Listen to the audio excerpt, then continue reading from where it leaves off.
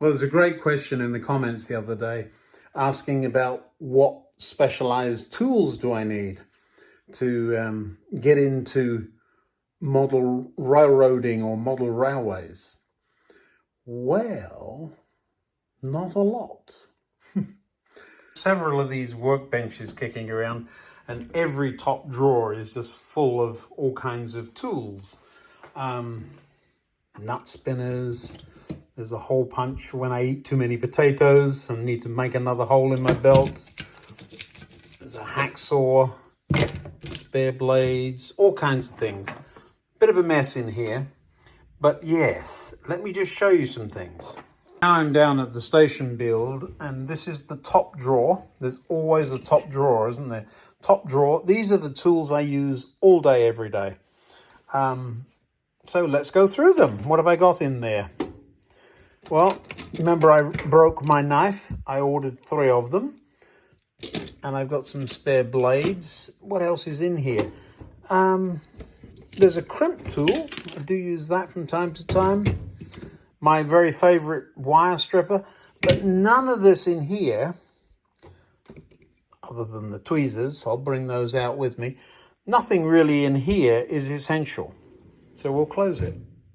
Now, I'm in the fortunate position of having worked as an electronic engineer and an electrician, and so have a wide range of tools, and then got into carpentry and all that good stuff. So I built the baseboards down here. So I've got a very good selection of tools. But what do you actually need?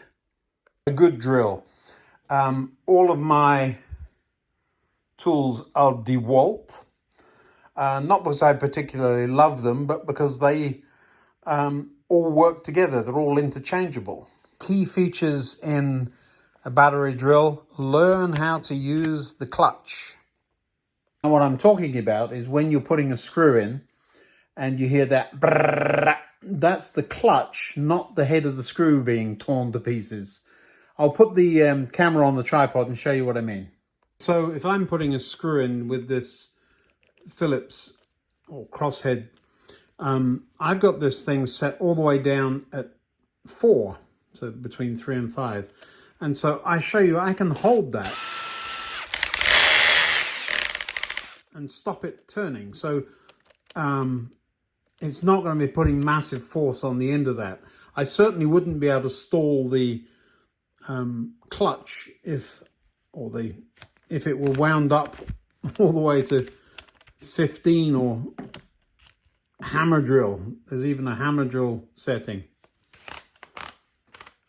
That's probably the most expensive tool in my toolkit. Well, not quite, but the essential tools.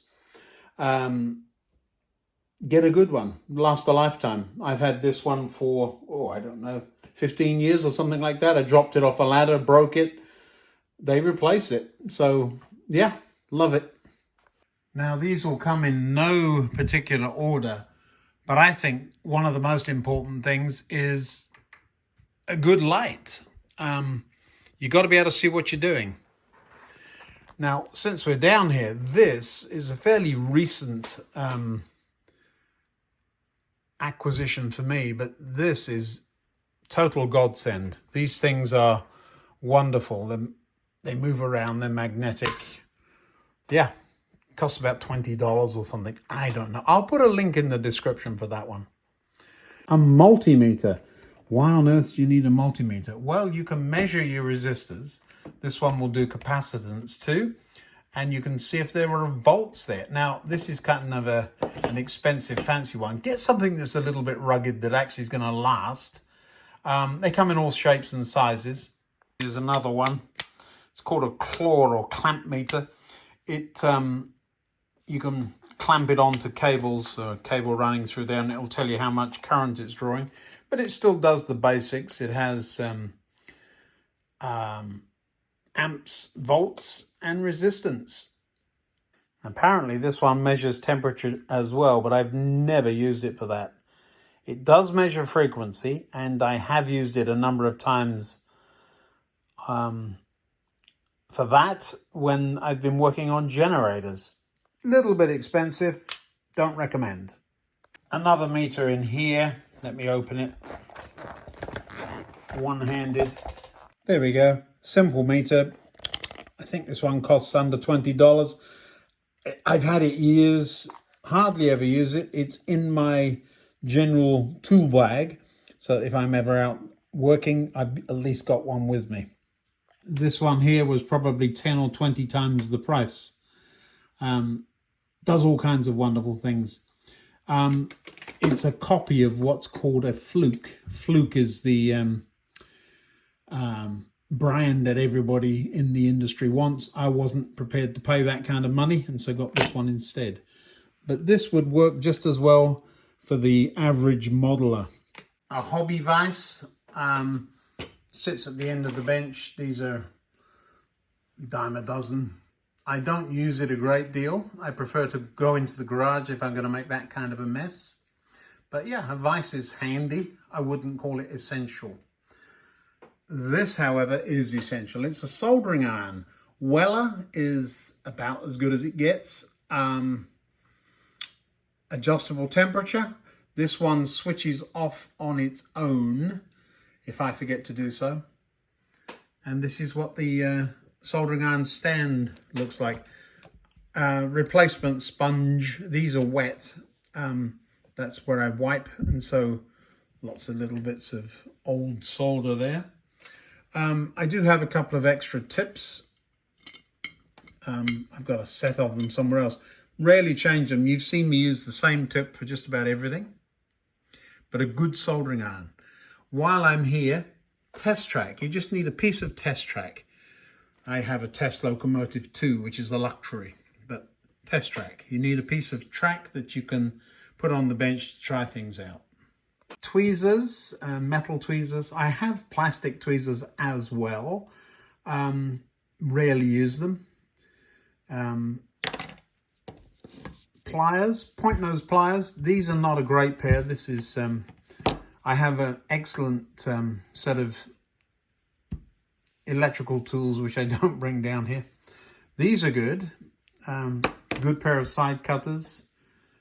You've seen me using these much more lately. These are track cutters. You buy these in model stores. They're designed to cut rail. Now, what's special about them? Hardened, and they have not a particularly good pair, which is why I'm using them for everything, but they have a flat surface on one side. Very often, cutters will have a bevel on both sides, and I like to be able to get right up against things. That's the first thing. And when I cut, know that at least one side is going to be square. This is a good pair of cutters. You see those dark spots all over there? That's where I've cut through live cables, or they've touched on live cables. These are, oh, I don't know, decades old. I've had these a really long time. So good pair of cutters. So all of that grippy, holdy, cutty things, tweezers, cutters, pliers. These work as heat sinks as well. So when you're soldering up against things, you can hold on to them. There's another pair you've seen me use. They're right here. Let me show you the difference. These clamp closed. So yeah. And so you can put them on something while you're soldering and let go of it. That's kind of nice. Speaking of clamps, this wonderful stand has lots of clips, and you can see I'm working on those LEDs for the station build that we were working on in the last video, and I have been in the last couple of days. It's up there. You've caught me mid-session. So I'm working down here on those. Yeah, scraping off the enamel after cutting a wire. I'm actually scraping that off with the cutters. But 3 different types of knife on the board. I didn't know these were called box cutters. I didn't think that's what they were. But anyway, utility knives. There's 3 here. This one is what's loosely referred to as an X-Acto. Has a disposable blade. I'm not a fan of the X-Acto. The reason is that when you bear down on it, if you haven't got this clamped tight, the blade will move and they're fairly easy to snap. So I'm not a fan, but they are sometimes useful. This is a smaller version of the knives I've used for years. What I like about them is that you break off the segments one after the other with the handle. You pull this part out and shove it on the blade and break it off. And you might remember I broke my knife the other day and I was down to my last one. I had to wait 3 days while these came. This, I'm not really a fan. This is the replacement. This is the big one. Does the same thing. This one's a bit meaty for me. And I wondered why it was so thick. Well, it's because it's got 3 extra blades hiding in the handle. Can we not just have a simple blade that goes in a simple knife and doesn't have that great wide part there? Just stop it. So next time I'm in the big box store, I will buy myself another one. Scissors. Now that's a good thing to have. Used for all sorts of things, including cutting wire mesh, crocodile clips, jump leads. This thing is useful. This is a solder pump. It's basically a piston, and if you've got solder that you've mistakenly put somewhere, you push the button. Whoops, and there it goes. So if you're working on electrical work with your soldering iron, the solder pumps are really useful. I've got several of these sitting in the drawer too. Screwdrivers. What we got there? Just a couple of regular little itty bitty screwdrivers. There's a few of them sitting in the drawer. This particular one should be in my tool belt. The dog pulled it out of my tool belt and ran off with it the same day that he was trying to eat a transistor. You might remember that from a couple of days ago. But no, I've had this years. Again, cheap tools generally aren't a good idea. Spend a little bit of money. So that one needs to go back where it belongs. But down here, just a few interchangeable bits. That's got the bits in the handle. Spare blades. But that's about it. Oh, pencil sharpeners. A pin vise. This is little drills, tiny little drills will fit into this. And you have to turn them by hand, of course. Now, I have one and I do use it. I used it to make the holes in the stairwell there for the lights that we're going to drop into that in the next couple of days. Actually, I don't use it all that much because in here, this is where I hide my modeling drill bits, are these. And I'll show you what they are in a minute. Lots of little itty bitty drills. These go down to about 2 millimeters, isn't it? Or 1.5 or something like that. 2 millimeter there. What's this one? I don't know. But around about 1.5, something like that. 1.18. That's a funny size. It's probably a conversion from imperial. Right, let me show you these. These are very cheap. Looks a bit like a dentist drill, doesn't it? What's good about these is these are absolutely tiny. I'm going to pull, look at that drill. That's tiny. But the nice thing is that the shafts are all the same size. So this will fit into the electric drill. I'm glad they're in a case because if you put your hand on it, you're going to stab yourself. So I use this a lot. I thought they were going to be really expensive, but they're not. I'll show you.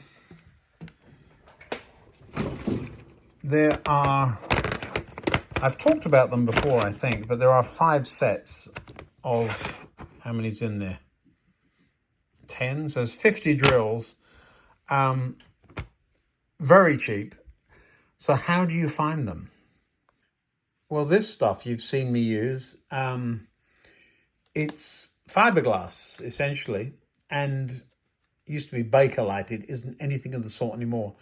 And drilling holes through this dulls drills rapidly. And so printed circuit board drills is what you're looking for. And that's what comes. If I can find it, I'll put the link in the description. But when I say that, I sometimes forget. I really will do it if I remember. But I may not be able to find it, but I'll make a note of it in any case. What else is in here? Some fun things. There's some very long drills. I used one the other day to drill all the way through the arches there in one go. Paintbrushes. I have learned, buy a couple of really good ones. They're not these. You're paying several pounds per piece, and then you buy a box of 100 of them for £5. That sort of nonsense. That's these. When they start falling apart, you throw them away. These are on the bench because I use them to brush things out of, so they're dusters, they brush things out of things that have got jammed in somewhere. Oh, one other thing, files.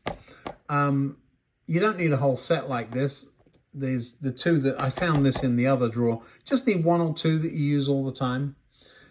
Generally, you don't need sets of anything. It's just 1 or 2 of them.